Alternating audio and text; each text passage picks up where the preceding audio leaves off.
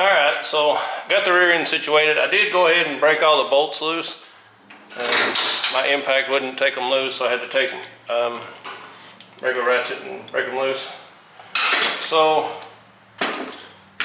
this is where you find out whether you got issues with the rear end or not. I do have a drain pan down here to catch anything that leaks off. So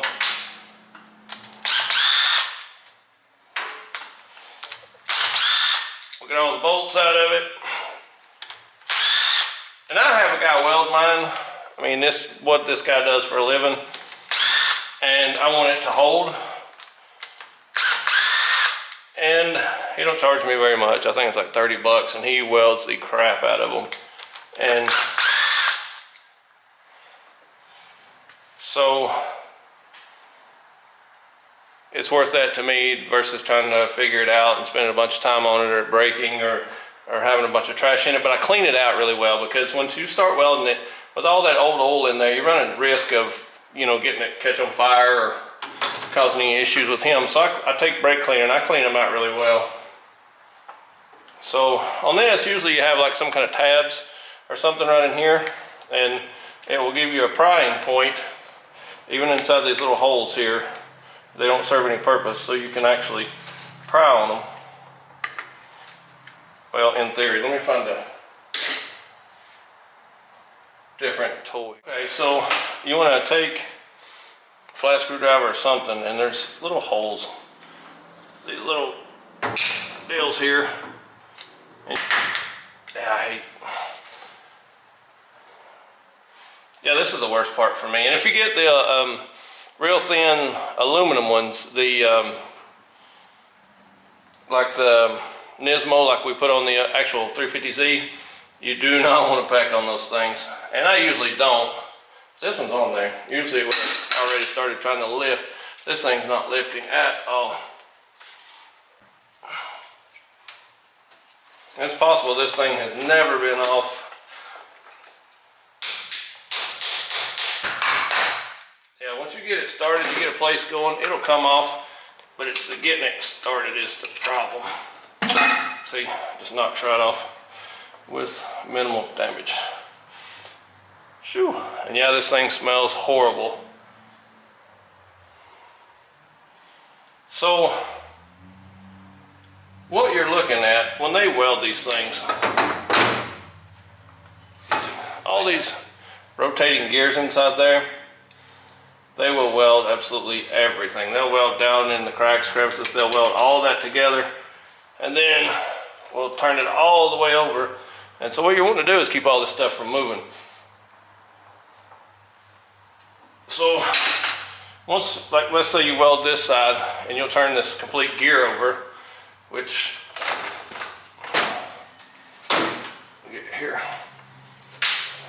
See, this is, turn it this way. I can get it without it falling off the table. When the whole assembly turns, you can weld the other side. Yeah, this thing stinks.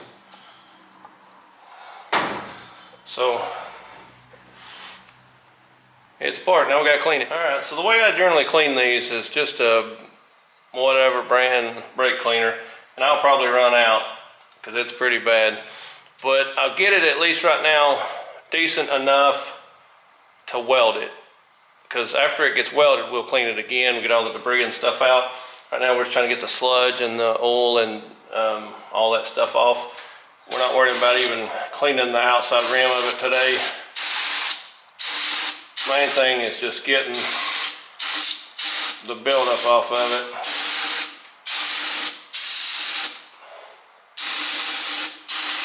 Because it has so many years of, I think this thing's like a 02. So however many years of just sludge and use and build up. It's not going to just go away with a half a can of brake cleaner. It'll take some time to get all this stuff off. We'll go through the motions of, we'll scrub a little, spray a little, scrub a little, spray a little kind of thing. And we won't get it as clean as, you know, as if it was new or something. But we'll get it safe enough for the welder to be able to weld on it. And you'll see as we spray it, once it starts drying, you'll see some areas where that brake cleaner will actually take that debris off and some of the oil. It'll clean up quite a bit, but it's still, again, And if you have axle seal leaks, which this one doesn't, I was looking at them, and then the front seal on the front of the diff, this is when you change all those seals. I'm pretty certain these just pop out. You just stick something there and they pop out, and you can replace the axle seals if you think you have a leak. But these are actually pretty dry. There's no reason to take them off, I don't believe. And if it's something that leaks down the road, we'll deal with it then. But you know, with us drifting, may not last that long anyway, because we're going to be testing the limits of everything about this differential. So we're going to meet and exceed the expectations of a rear diff.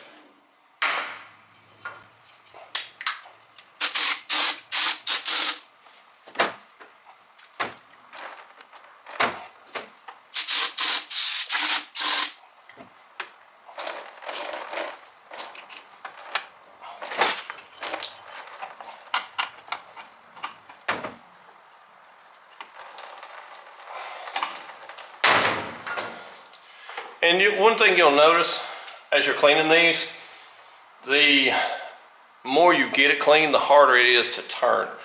Once you get it welded, you'll think, man, this thing's messed up, we've done something wrong. But you got to keep in consideration that, you know, you've stripped it of all lubrication, you've welded it solid. It absolutely will make you think you've messed something up, and it's not gonna work. You will absolutely believe that. But once you get it in the car, get some lubrication in it, get the oil and stuff in it, it'll loosen up. You'll be able to tell the difference, you know, from day one driving, and you know, a week later you're still driving the car. Driving with a welded diff can be a pain.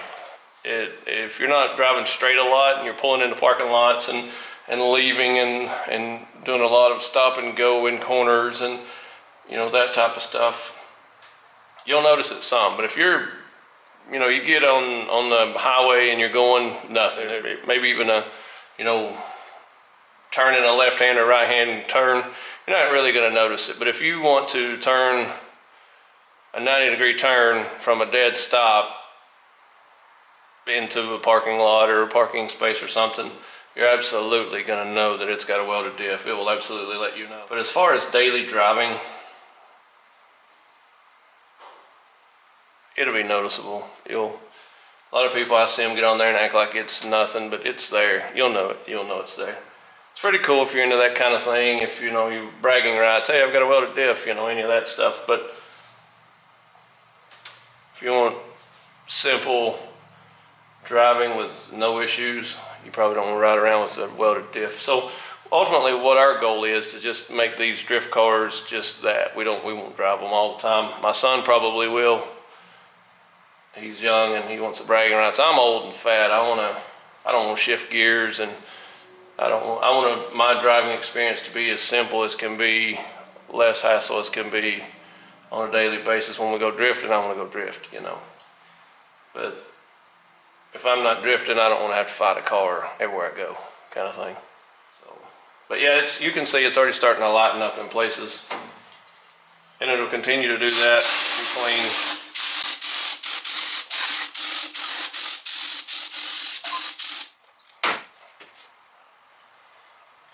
Coming right along, and then we'll scrape all the residue off. My son's already been here. I sent him to the store, but when he gets back, I'm going to make him scrub and clean a little bit, and because this is actually his car, so he's got to do some of this work too.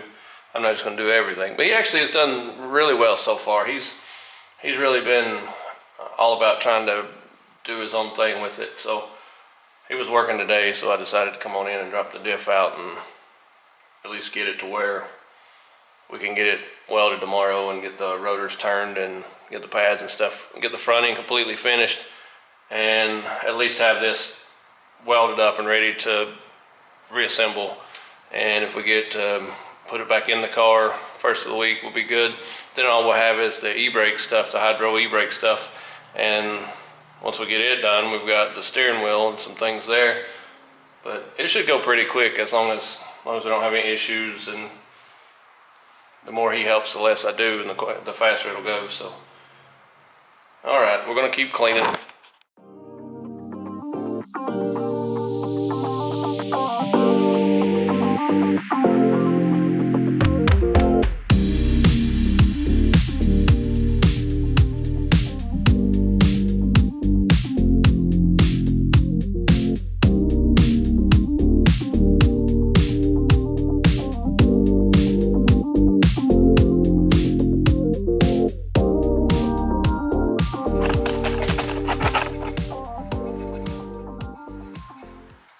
Dominic, what are you doing? I don't even know what I'm doing. Alright, so the purpose of what you're doing, we'll clean all the old stuff off, and that way when we put our new glue on, it will stick to the metal surface and not stick on the glue to itself, and just, you know, the oil push through. So if we actually RTV it metal to metal, it won't push through that old material, so it'll actually stick better, give us a good seal. That way we don't leak all over the place. And the thing about the rear end like this, if it leaks out and it's empty, you can't add it to it if you don't know it's there. But if it gets hot, like drifting and stuff, it's going to break it down and all that and wear parts quicker. But if it's empty, it's going to bind up and start breaking stuff. So we're going to make sure it don't leak. So you want that seal to be as clean as you can get it.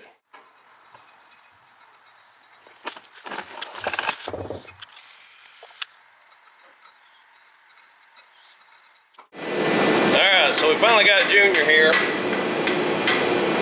And I've got him taking the axle nuts loose, so we're going to go ahead and pull the axles and get ready to do the, what are we doing? The dual caliper setup. So we can set up the handbrake stuff, the hydro handbrake for the drift car. This is my son, if you hadn't met him yet. Hi, son. Howdy. That's my boy. But we gotta get the carter pin out, and then take the cover to the axle nut off, and then find what size the axle nut is. Hope we got that socket, and go ahead and start pulling the axles out. Alright, we gotta break out the electric impact. I'm gonna have to hold this thing for you, John. You're in front of the camera. Alright, here we go. Keep it straight. There you go. Keep coming with it. Alright, get it. Now what you run into, where's your nut? Alright, what you run into is you don't want to hit the end of this axle. And this axle ain't pulling out. So, you end up putting that back on there a ways. So you don't want to mash this end flat so the nut will start back on it. You find your hammer. What do we do with our hammer? It's right here. Alright, grab one of them. Let's grab one of these jewels. Let's do this thing here. I don't have a clue what this thing is, but you put something over there of that caliber.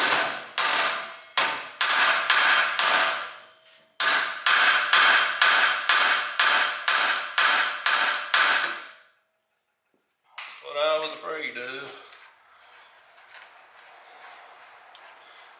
Sometimes your axles get seized in there where they've been in there for so long. And that's what I was thinking it was going to do. We've dealt with these before. And they are hard to get out. Just grab a pry bar off of our thing. Alright, we're going to have to work on this axle for a while. Alright, so me and Junior's going to call it a day. Calling it a day, Junior? Oh, yeah. It's a day. All right, so what we figured out is these have to be pressed off, I reckon. I just stepped on something. I don't know if that's good or bad. So we unbolted everything, but this is a press-on style spindle. So I don't know if that completely has to come off, or if you cut it, trim it to fit. I'm gonna actually kind of see if we can't find something. If nothing else, we're gonna have to pull the whole top and bottom and all that, and tie rods, or not tie rods, but lower control arms and all that stuff, upper control arms, and just take the whole spindle out, press that piece out, install our piece, and put it back together. But I gotta find out for sure if we gotta do all that. But so I think that's what we're looking at. What do you think, Junior? Yeah. But we got the rear diff cleaned up, ready to go. This guy did. Well, we got the rear diff cleaned up, ready to go. And so I'm gonna drop it off at the welders in the morning, or tomorrow. I may just go and wait and let him weld it out while I'm there. And then I gotta go get the rotors turned, then go collect some doll hairs at the rentals. And then I'll be back on it. And then after that, we'll be on finishing up we gotta get some tires changed out. And at that point, I can start putting the rear end back in it, and the front wheels and everything back on it, and the brakes and all that stuff on the front, and get all that done. And then continue on with the rear e-brake stuff. So that way, some of it will at least be done completely. Then we can jump on it and get all that finished up, whatever we gotta do. So, all right, that's where we're at.